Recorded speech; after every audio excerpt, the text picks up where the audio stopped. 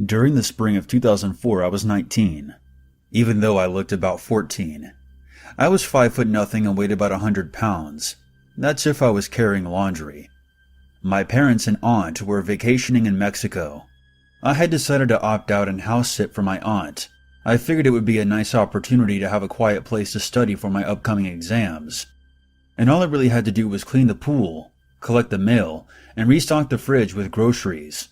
I also had a plan of action that involved emptying her safe and rescuing her car in the event of wildfires. Her place was high up in the hills of Southern California, with a terrific view of Long Beach. I mostly spent my time in the massage chair in the guest bedroom, playing music in the background while I pored over my psychology notes.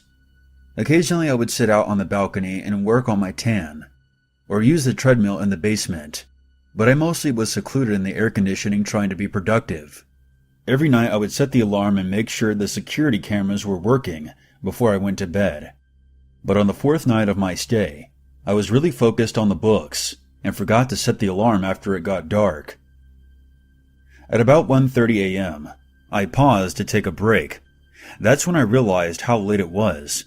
My stomach sank as I remembered that the basement door was unlocked, and I had to secure it before setting the alarm. Before heading downstairs, I wandered into the study to get a look at the security cameras just to be safe. I remembered thinking to myself, what are the chances that someone may actually be inside the house? As soon as I finished processing that thought, I saw the figure on the basement stairs. I remembered my mouth falling open and making a small croaking sound. There was a middle-aged, balding man with glasses, slowly making his way up the stairs. And to make the situation even more unnerving, in one of his hands he was holding a balloon. I stared at the cameras as he reached the top of the basement stairs and looked around before cautiously setting foot into the kitchen. My first thought was to slam the door, lock it, and call the cops. But deep down, I knew it would take the police between 10 and 12 minutes just to make it out here, and in that time, this guy could easily overpower me and drag me into the night. I suppose I could have hidden somewhere as well, but I didn't like the idea of trying to stay quiet while he wandered from room to room, searching for me. Instead, I decided to go on the offensive and try something, and it was both incredibly daring and amazingly stupid. I tiptoed back into my room, turned up the music, and then made a loud production of exiting the room, pounding my feet down the hall. I called out as loud as possible, "Marcus, I swear I heard something downstairs. Put on your shirt and grab the key to the gun cabinet."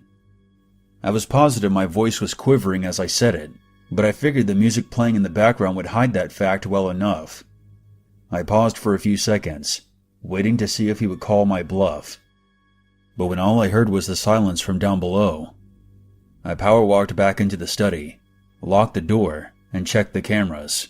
Sure enough, he was scampering out of the basement door like a frightened squirrel. I watched him run across the backyard, around the pool, and disappear between the hedges. As soon as he was clear of the house, he let go of the balloon, and I watched it from my window as it lazily floated away towards the Pacific.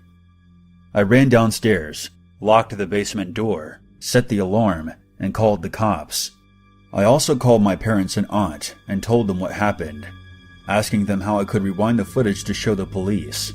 My aunt asked me why I didn't just hit the panic alarm on the security pad, and I had to admit that I hadn't even thought of that. To make a long story short, the police caught the guy a week later. He was sleeping in his car in a grocery store parking lot. Everyone always asked me what I thought the balloon was all about, and if I had to guess, I think it was a gift. This guy must have seen me a few times outside the house, surmised that I was alone, and assumed I was much younger than I really was. I have no idea if the guy is still in prison, but regardless of where he is, I kind of hope he hears this and feels stupid. He got scared away by nothing but the empty threat of a panicked girl, with the strength of a malnourished gerbil. So this happened last year when I was house-sitting for my neighbor. He was in the hospital for a few days recovering from surgery, and I had been asked to stay in the house and keep an eye on his cats. The house was pretty small, but it was on a nice wide-open property by the woods. and there was a tiny swinging cat flap on the kitchen door, where the cats could come and go as they pleased. The flap led into a screened-in back porch, and the house only had one bedroom, so I chose to sleep on the couch in the living room. After cleaning up, feeding the cats, and watching some TV, I shut off all the lights and laid back on the couch. I had my phone out and was casually scrolling through Facebook when I heard the flap swinging back and forth. From where I was in the living room, I couldn't see the door because the counter was in the way, but I glanced over to see one of the cats scamper over and leap up on my legs. I gave it a welcoming pat on the head and continued scrolling. After another minute, I heard the cat door make a noise again, a soft squeak. This time, I didn't even glance over, figuring it was the second cat following the first into the house. Another few moments passed. Then I heard the squeaking again, and then after another moment, it squeaked a third time. I looked up from my phone, wondering why the second cat was jumping in and out like that. I was wondering if I would have to scoop it up and put it in the bedroom. The door continued to squeak for another couple of minutes, as the second cat continued to jump in and out. I finally decided that I had enough. I put my phone down and sat up on the couch. I began to stretch. As I did, I happened to glance behind the couch, and my blood froze. The second cat was curled up in its bed in the corner, and the first cat was still nestled between my legs. My confusion turned to fear instantly. Was there another animal on the back porch? Another cat, maybe? I slowly stood up and carefully made my way over to the back door, tiptoeing across the carpet in my socks. The door made a squeaking noise again. I peered around the counter and felt the sensation of my heart leaping up into my throat. And at the same moment, my stomach dropped. By the faint rays of the nightlight in the hallway, I saw an arm reaching through the cat door, straining to get at the knob. The fingertips were brushing at the lock. For a few short seconds, all I could do was stare in terror, frozen by the surreal silent reality of what I was experiencing. It almost didn't feel real. The severity of the situation hit me, and I realized that if the intruder got in, I wasn't going to stand a chance. I grabbed a large two-pronged fork that was used for flipping steaks on a grill, and in one swift motion, I stabbed at the arm right below the wrist as hard as I could. There came a thunderous scream of pain from the other side of the door.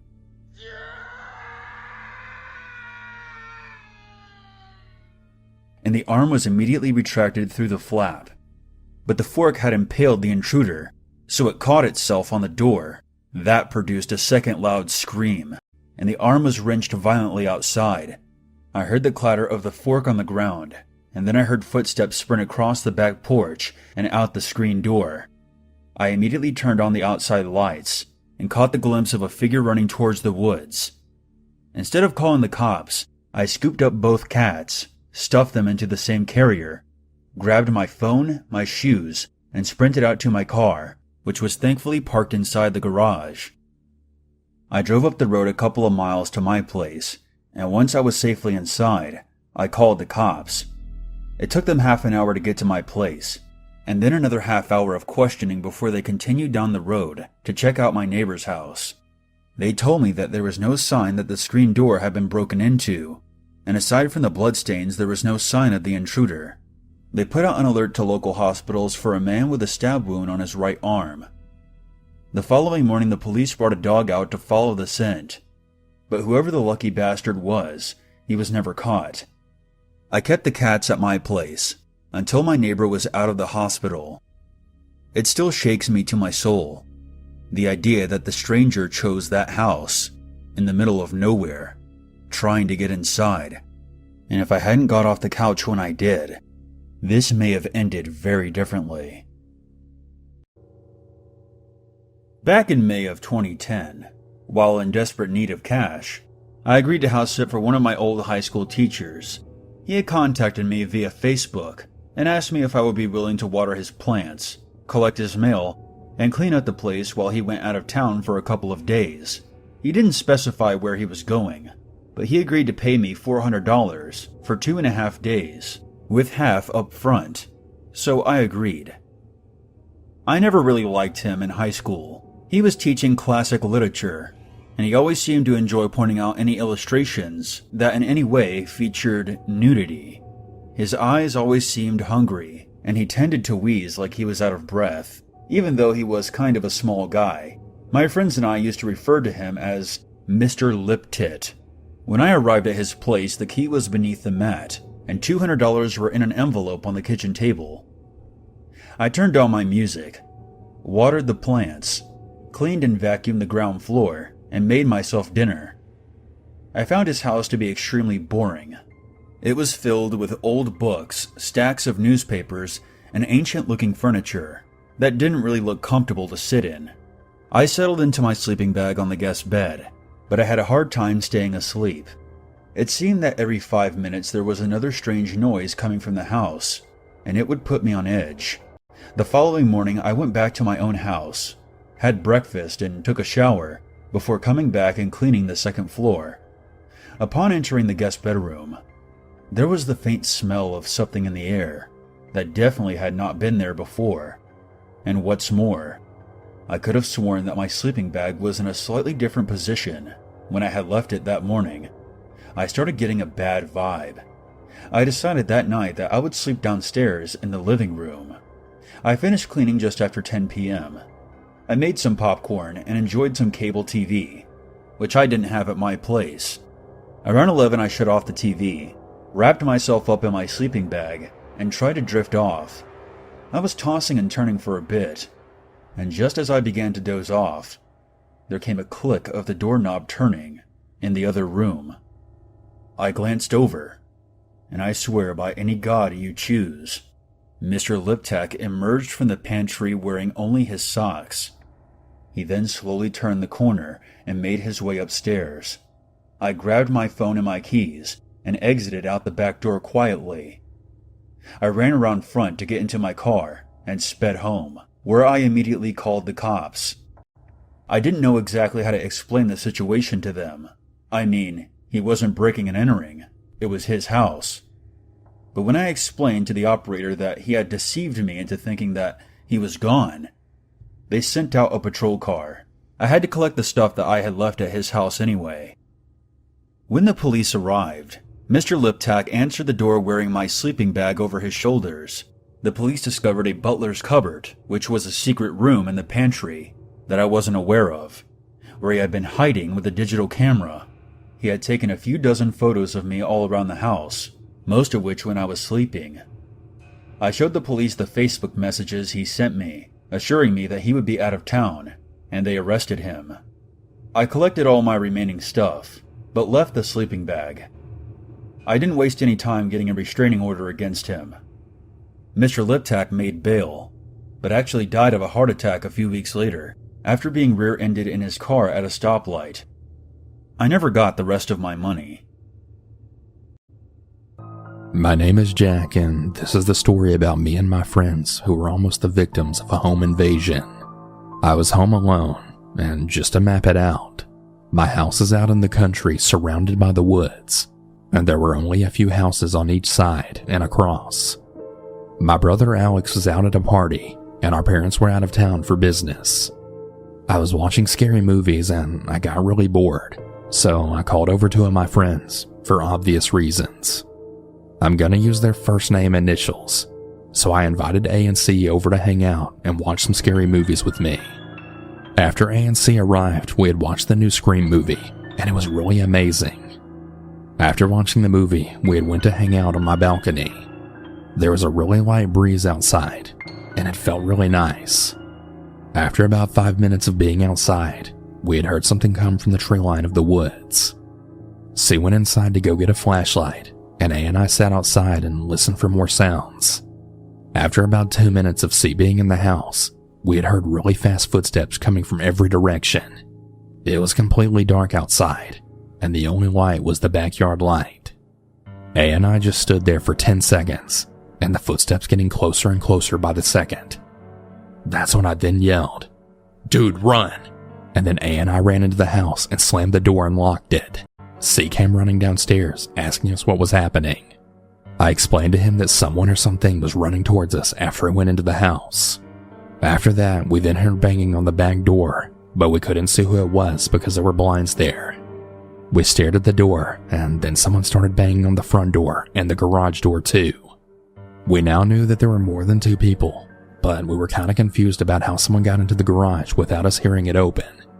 All of a sudden, the intruder started knocking on all 3 doors simultaneously, so all 3 of us then ran upstairs and then hid in my mom and dad's closet because it was a really big walk-in. While we were hiding, I had called the police, and they had said they already had a dispatch on their way because apparently they already got a call from neighbors saying that 3 masked men had emerged from 3 different parts of the woods and then started running towards our house and started running around our house and knocking on doors and windows. After I got off the phone with the police, I called my brother and I told him what was happening, and while I was explaining, I heard the sound of glass shattering from downstairs and then the sound of 3 men laughing.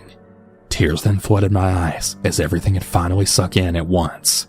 And then in my mind, I was really thinking I was gonna die. A&C's eyes started getting teary as everything had sunk in for them too. As I could then hear the men walking up the stairs, I heard the police sirens in the distance and I heard the 3 men running down the stairs. And then right in that moment, I heard it. "This is the police. Hands up." I was filled with relief as the police officer ran up to the closet and told us we could come out and that they got 2 of the 3 men in custody. When the 3 of us went downstairs, I saw the 2 men and they looked disgusting and had really big grins on their faces. It made me sick to my stomach that they enjoyed this. I had asked the cops what happened to the 3rd guy, and they said that he got away and went back into the woods.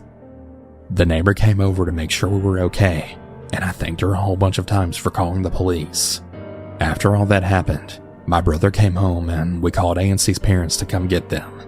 And because one of the men had escaped and was still at large, we stayed at C's house since he had the biggest house. We stayed all week there since it was spring break, and our parents wouldn't be back until the end of the week. A week had passed by the time our parents came to pick us up, and when we got home, all of our windows were broken, but nothing got stolen. We called the police to see if they could test for fingerprints, but there was nothing there. My dad ended up getting a promotion, so we're going to be moving to the city where it's more lively, and he'll get to work from home.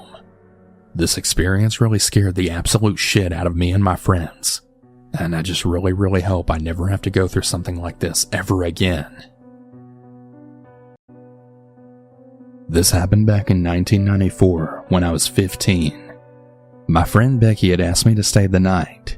It was her parents' anniversary, so they were going out, and her sister was staying the night with a friend, so she really didn't want to be alone. I went home from school with her on that Friday. Now, to understand the story, you must understand the layout of the house. Now, when you pulled into the driveway, there was no garage, but there was a carport. The driveway had a walkway up to the front door, and the carport had a door that opened to the kitchen.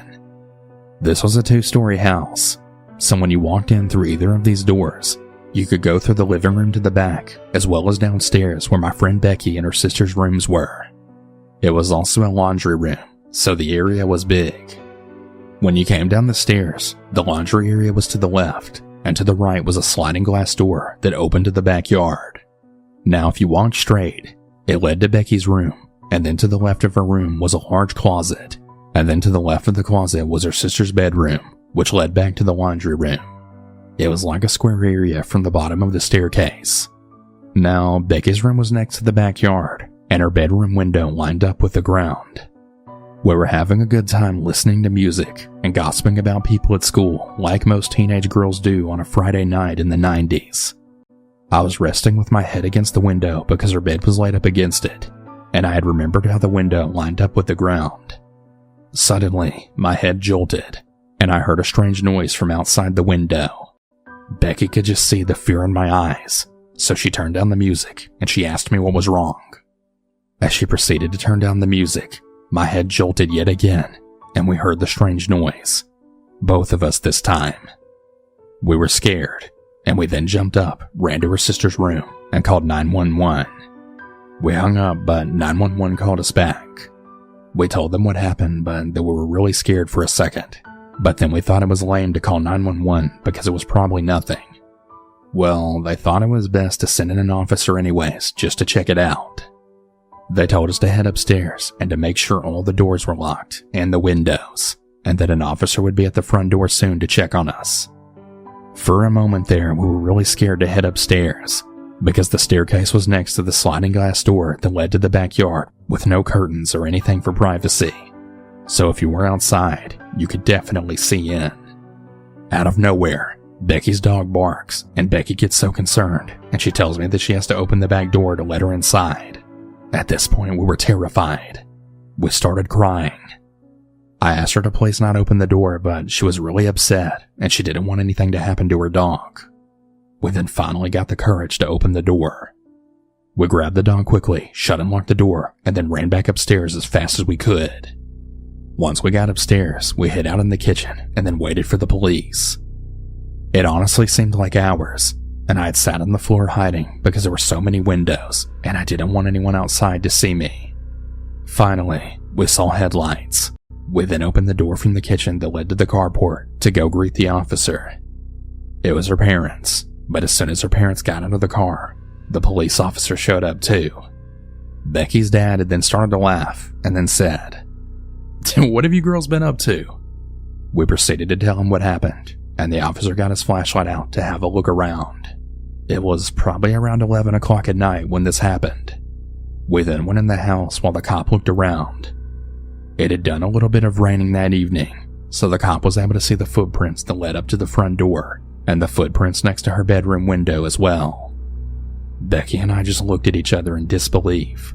Someone really had been at her bedroom window when I felt my head jolt and that weird noise. Someone was trying to break in. The officer didn't find anyone, but he told us to be careful and to call if we hear anything.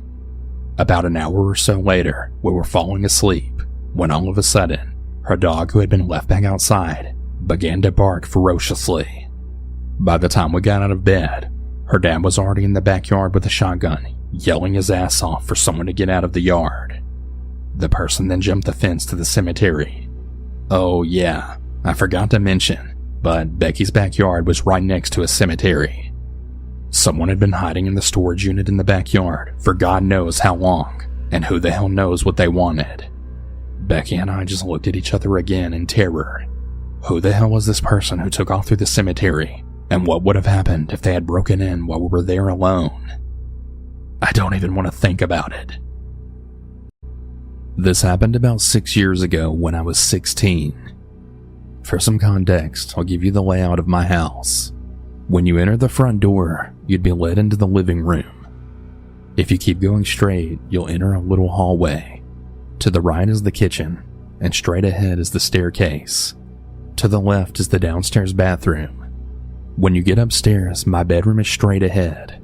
To the left is my parents' bedroom, and then to the right is the upstairs bathroom. Sorry about that, but I just had to explain the layout. Now here's the story. This also happened whenever the clown craze was happening, so keep that in mind.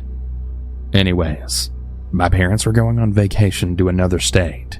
I didn't really want to go, so my dad just gave me his debit card to survive while they were gone. They were really only supposed to be gone for about a week, but that didn't happen. This happened on the 4th night. I was just watching the news when another clown attack had been reported. I remember thinking to myself, man, these clowns are really fucking crazy. After that, I had started to get really hungry, so I ordered myself some Chinese takeout. I went up to my room to eat and watch a little bit of YouTube. When I was about halfway done with my food, I had heard a loud smash come from downstairs. I then went downstairs to check it out.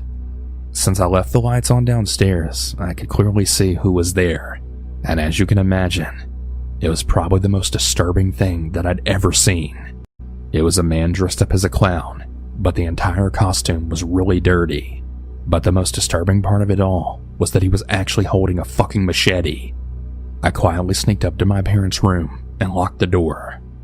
I went to hide in their bathtub, and that's when I decided to call the police. I then heard the clown start to open and close the doors that were downstairs. Then I had heard him make his way upstairs. I was being as quiet as I possibly could, trying not to get caught. He then started banging on my parents' bedroom door. I'm not even kidding. I almost shit myself. I decided to jump out the window. Not really caring about my injuries, I ran to the nearest neighbor's house to try and get some help. As I was running, I had seen some cops driving down the road. I ran to them and I told them what happened and all about the clown that had broken into the house. They rushed inside my house and they caught him. The cops had called my parents and they came home immediately. I rarely ever stayed home alone after that, and I always went with my parents. I'm 22 years old now, and I still have nightmares all about that incident. I always wonder what could have happened to me if I didn't jump out the window, or if the police weren't there. And for the psychotic clown that did this, I hope you rot in hell for what you did to me. Fuck you. There was a time my parents went on a trip to Europe. I was taking care of their house. I was home for the summer from school anyway, so it was fine. I had been there for a few weeks and it was pretty quiet. I just went to work, came home, had some time with my friend, enjoying the house to ourselves and whatnot. But one night, I was just laying there watching TV when I heard this really weird, low whistling sound coming from the window that was behind the couch. It struck me as sort of odd, and I just shrugged it off. But then it happened again. It totally sounded like it was a person standing up against the window whistling. I looked out the window and obviously there was no one there, so I figured I should go check it out. If it was something like the wind on the siding, I should probably fix it because that would get annoying. So I walked out into the backyard. The backyard in my parents' house is really, really pretty. It's sparse, but sort of forest that leads to a road on the other side. So I looked at the house and didn't see anything, but then I heard the sound again. It was coming from the woods in the back. I was pretty creeped out at this point, and of course I couldn't see anything in the woods, so I hurried back through the door and I locked it behind me. I never really heard that sound again for the next few days, until one night. I was asleep in my room, and I could have sworn I was awakened by the whistling sound against my second floor window. I listened hard, and it was dead silent. So I decided I should go ahead and look out the window. I did that whole thing where I crept super slowly towards it, and just sort of peeked through it. Outside my window, there was a man just standing there. I was really sleepy, so I can't know how much of this I'm misremembering. But he was just sitting there staring at me. I was completely frozen, and slowly, the man pursed his lips, and I could hear that whistle again. It was crystal clear. It made me feel like crying. I tore myself away from the window and I hid under my covers. The next night, I insisted that my friend stay with me. He did, and of course, nothing happened. He figured that I was just tired and delirious, and maybe I was right. It gets kind of anticlimactic here, but I didn't hear it for another week or so. And when I did, it was just one small whistle, just happening randomly, coming from a wall or something like that. It just happens every week or so, and it always freaks me out tremendously. To this day, I would never stay in that house alone anymore.